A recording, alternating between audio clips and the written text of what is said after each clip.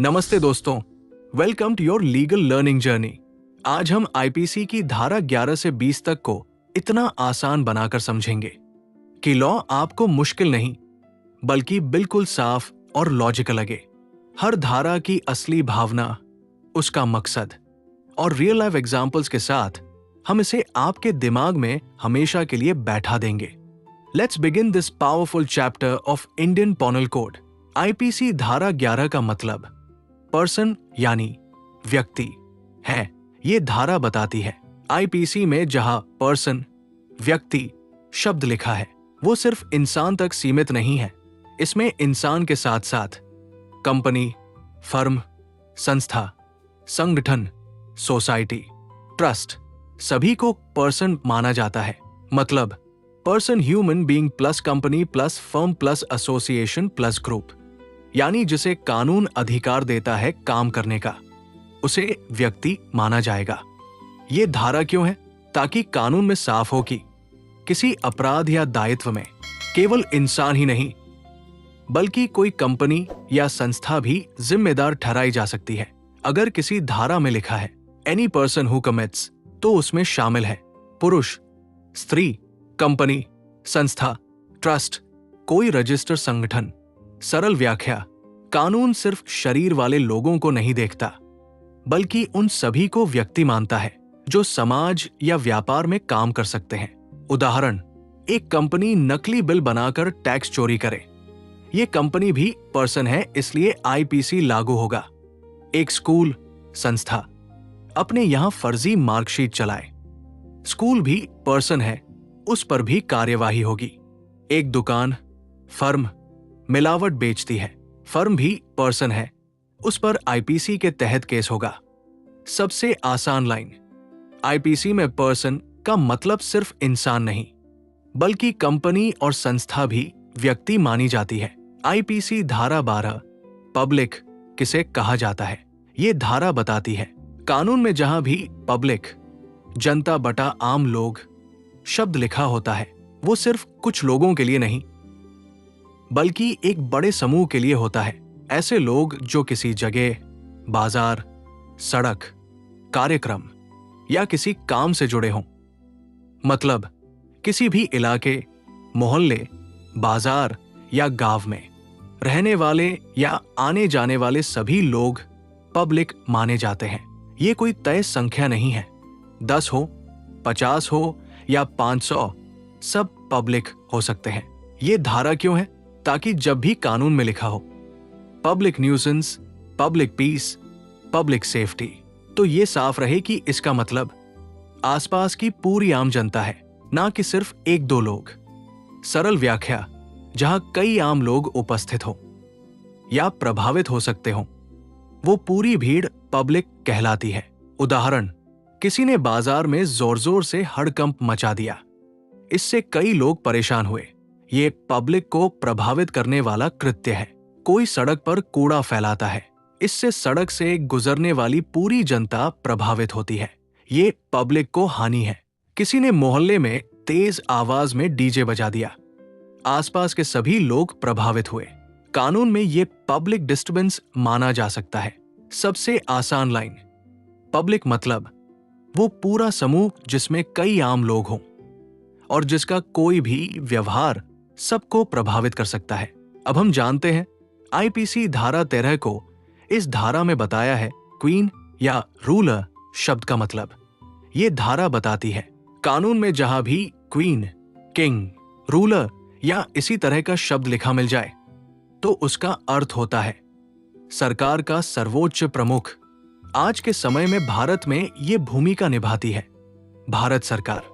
मतलब ये धारा पुराने ब्रिटिश काल की भाषा को आज के भारतीय सिस्टम से जोड़कर समझाती है। सरल शब्दों में, पहले कानून में क्वीन किंग लिखा जाता था, लेकिन आज इसका मतलब है भारत सरकार, भारत का संविधान और उससे जुड़े सभी अधिकार। ये धारा क्यों है? ताकि पुरानी भाषा में लिखे गए कानून आज के सिस्टम में भी आसान और स्पष्ट रूप से समझे जा सके। सरल व्याख्या, कहीं भी क्वीन किंग रूलर लिखा देखो तो उसे इंडियन गवर्नमेंट मानकर समझना है। उदाहरण, अगर किसी धारा में लिखा है ऑफेंस अगेंस्ट द रूलर, आज ये माना जाएगा कि ये अपराध भारत सरकार के खिलाफ है। अगर कोई सरकारी दस्तावेज को नुकसान पहुंचाए, वो गवर्नमेंट के खिलाफ माना जाएगा, क्योंकि आज गवर्नमेंट ही सर्वोच्च सत्ता है। किसी सरकारी आदेश का जानबूझकर उल्लंघन करना, ये कानून के अनुसार सरकार के अधिकार का अपमान है। सबसे आसान लाइन, आईपीसी में जहां भी क्वीन, किंग या रूलर लिखा है, आज उसका मतलब भारत सरकार होता है। आईपीसी धारा 14, सर्वेंट ऑफ गवर्नमेंट मतलब कौन? बहुत आसान भाषा। इस धारा में बताया गया है कि सरकार के लिए काम करने वाला हर व्यक्ति गवर्नमेंट सर्वेंट यानी सरकारी सेवक कहलाता है। मतलब क्या? जो भी व्यक्ति सरकार की तरफ से कोई काम करता है, सरकारी नौकरी में है या सरकार ने उसे कोई जिम्मेदारी दी है, वो इस समूह में आता है। उदाहरण, जैसे स्कूल में मॉनिटर होता है, वो टीचर की तरफ से काम करता है। उसी तरह देश में जो लोग सरकार की तरफ से काम करते हैं, उन्हें सरकारी सेवक कहते हैं। जैसे पुलिस सरकार के लिए काम करते हैं, इसलिए वे सरकारी सेवक हैं। पोस्ट ऑफिस पर काम करने वाले सरकार के लिए काम करते हैं, इसलिए वे भी सरकारी सेवक हैं। कलेक्टर, तहसीलदार, डॉक्टर, सरकारी अस्पताल वाले, बिजली विभाग वाले, ये सब इसी श्रेणी में आते हैं। ये धारा क्यों है? ताकि जब भी किसी कानून में लिखा हो offence against a public servant, तो ये पता रहे कि इसमें कौन कौन लोग आते हैं। सबसे आसान लाइन, जो भी सरकार की तरफ से हमारा काम करता है, वो कानून में गवर्नमेंट सर्वेंट कहलाता है। आईपीसी धारा 15, गवर्नमेंट किसे कहा जाता है? बहुत आसान भाषा। इस धारा में बताया गया है कि कानून में जहां भी गवर्नमेंट लिखा होता है, उससे मतलब है भारत की सरकार, जो देश चलाने का अधिकार रखती है। मतलब भारत में जो व्यवस्था देश को चलाती है, कानून बनाती है, नियम लागू करती है और प्रशासन देखती है, उसे कानून में गवर्नमेंट कहा जाता है। ये धारा क्यों है? ताकि जब किसी कानून में लिखा हो ऑफेंस अगेंस्ट द गवर्नमेंट, तो ये साफ हो कि इसका अर्थ है भारत की सरकार और उसके अधिकारों के खिलाफ काम करना। सरल उदाहरण, किसी सरकारी कार्यालय के दस्तावेज को नुकसान पहुंचाना, ये गवर्नमेंट के खिलाफ माना जा सकता है। कोई व्यक्ति सरकार के आदेशों की अवहेलना करे, ये कानून में सरकार के अधिकार का उल्लंघन माना जाता है। कोई सरकारी पहचान चिन्ह या प्रतीक का दुरुपयोग करे, ये भी सरकार के खिलाफ अपराध हो सकता है। सबसे आसान लाइन, आईपीसी में जहां भी गवर्नमेंट लिखा है, उसका मतलब भारत की सरकार और उसके अधिकार होते हैं। आईपीसी धारा 16, इंडिया शब्द का मतलब क्या है? बहुत आसान भाषा। इस धारा में बताया गया है कि कानून में जहां भी इंडिया लिखा है, उसका मतलब वो पूरा क्षेत्र है जो भारत देश के अधिकार में आता है। मतलब भारत का पूरा भूभाग, सभी राज्य, सभी केंद्र शासित प्रदेश, समुद्री क्षेत्र, भारत के चारों ओर 12 समुद्री मील तक, भारत की भूमि प्लस जल प्लस वायु क्षेत्र, सब इंडिया शब्द में शामिल है। ये धारा क्यों है? ताकि जब भी कानून में लिखा हो ऑफेंस कमिटेड इन इंडिया, तो ये साफ हो सके कि किस क्षेत्र को भारत माना जाएगा। सरल उदाहरण, दिल्ली में किया गया कोई अपराध इंडिया के भीतर माना जाएगा। गोवा के समुद्र तट से 10 नॉटिकल मील दूर अगर अपराध हो, ये भी इंडिया में माना जाएगा। भारत के विमान में बैठकर, जो भारत का रजिस्टर्ड एयरक्राफ्ट है, किसी ने अपराध किया, ये भी इंडिया के क्षेत्राधिकार में आता है। सबसे आसान लाइन, आईपीसी में इंडिया का मतलब है भारत की जमीन, पानी, हवा और सभी राज्य संपूर्ण क्षेत्र। आईपीसी धारा 17, गवर्नमेंट ऑफ इंडिया किसे कहते हैं? बहुत आसान भाषा।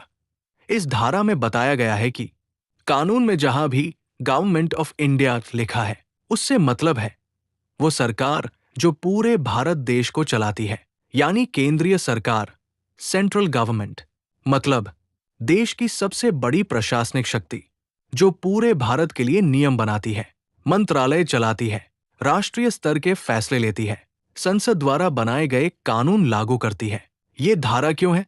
ताकि जब कानून में लिखा हो offence against the government of India, तो समझ में आए कि इसका मतलब पूरे देश की केंद्रीय सरकार के खिलाफ कोई गलत काम है, न कि किसी राज्य सरकार के खिलाफ। सरल उदाहरण, अगर कोई व्यक्ति भारत की मुद्रा, नोट्स, कॉइन्स को नकली बनाता है, ये गवर्नमेंट ऑफ इंडिया के खिलाफ अपराध है। भारत के राष्ट्रीय प्रतीक या राष्ट्रीय ध्वज का गलत उपयोग, ये भी गवर्नमेंट ऑफ इंडिया के अधिकार का उल्लंघन है। यदि कोई व्यक्ति भारत सरकार द्वारा जारी किए गए आदेश की अवहेलना करे, गवर्नमेंट ऑफ इंडिया के खिलाफ कार्य माना जाता है। सबसे आसान लाइन, आईपीसी में गवर्नमेंट ऑफ इंडिया का मतलब है पूरे देश को चलाने वाली केंद्रीय सरकार। आईपीसी धारा 18, इंडिया कंपनी किसे कहा गया है? बहुत आसान भाषा में, इस धारा में इंडिया कंपनी का मतलब ब्रिटिश काल की ईस्ट इंडिया कंपनी था, जो आईपीसी बनने के समय भारत पर शासन करती थी। आज के समय में यह शब्द सिर्फ एक ऐतिहासिक संदर्भ है, अब इसका कोई व्यावहारिक उपयोग नहीं है। मतलब, आईपीसी 1860 में बना था। उस समय भारत पर ईस्ट इंडिया कंपनी का असर था, इसलिए धारा 18 में बताया गया कि India company, east India company. ये धारा क्यों है? क्योंकि पुराने कानूनों में कई जगह कंपनी शब्द आता था। उसका सही मतलब साफ करने के लिए ये धारा जोड़ी गई थी। आज की भाषा में ये धारा अब सिर्फ इतिहास की जानकारी भर है। आज भारत में कोई इंडिया कंपनी नहीं है। सरल उदाहरण समझ के लिए, अगर 1860 के समय लिखा हो ऑफेंस अगेंस्ट द कंपनी, उसका मतलब था ईस्ट इंडिया कंपनी के खिलाफ अपराध। आज कोई अपराध हो, उसका कंपनी से कोई संबंध नहीं है, क्योंकि आज ईस्ट इंडिया कंपनी अस्तित्व में नहीं है। सबसे आसान लाइन, आईपीसी में इंडिया कंपनी का मतलब पुरानी ईस्ट इंडिया कंपनी था। आज के भारत में इसका कोई उपयोग नहीं है। आईपीसी धारा 19, जज किसे कहा जाता है? बहुत आसान भाषा, इस धारा में बताया गया है कि कानून में जहां भी जज लिखा है, उसका मतलब वो व्यक्ति है जिसे मामले का फैसला सुनाने का कानूनी अधिकार होता है। मतलब, जिसके पास कोर्ट में बैठकर निर्णय देने का अधिकार हो, जो सबूत सुने, गवाह सुने, तय करे कि किसी व्यक्ति ने अपराध किया या नहीं और सजा या राहत दे, वही जज कहलाता है। ये धारा क्यों है? ताकि ये साफ रहे कि फैसला वही व्यक्ति देगा जिसके पास सरकार द्वारा दिया हुआ कानूनी अधिकार है, जैसे डिस्ट्रिक्ट जज, हाई कोर्ट जज, सुप्रीम कोर्ट जज आदि। सरल उदाहरण, पुलिस अधिकारी जज नहीं होता क्योंकि उसके पास फैसला सुनाने का अधिकार नहीं है। कोई टीचर या सरपंच कह दे कि मैं तुम्हें सजा देता हूं, ये कानूनी सजा नहीं मानी जाएगी क्योंकि वे जज नहीं है। कोर्ट में बैठकर वकीलों की बात सुनकर जो व्यक्ति फैसला देता है वही जज होता है। सबसे आसान लाइन, आईपीसी में जज वही है जिसे कानून ने फैसला सुनाने का अधिकार दिया है। आईपीसी धारा 20, कोर्ट ऑफ जस्टिस का मतलब क्या है? बहुत आसान भाषा में समझते हैं। इस धारा में बताया गया है कि कोर्ट ऑफ जस्टिस यानी वो जगह जहां मामले सुने जाते हैं और जिन लोगों को कानून ने फैसला देने का अधिकार दिया है वे मिलकर न्याय करते हैं। मतलब, जज प्लस उनकी अदालत, जहां मुकदमे चलते हैं, जहां सबूत सुने जाते हैं, जहां सच-झूठ तय होता है और जहां अंतिम फैसला दिया जाता है, ये पूरी व्यवस्था कोर्ट ऑफ जस्टिस कहलाती है। ये धारा क्यों है?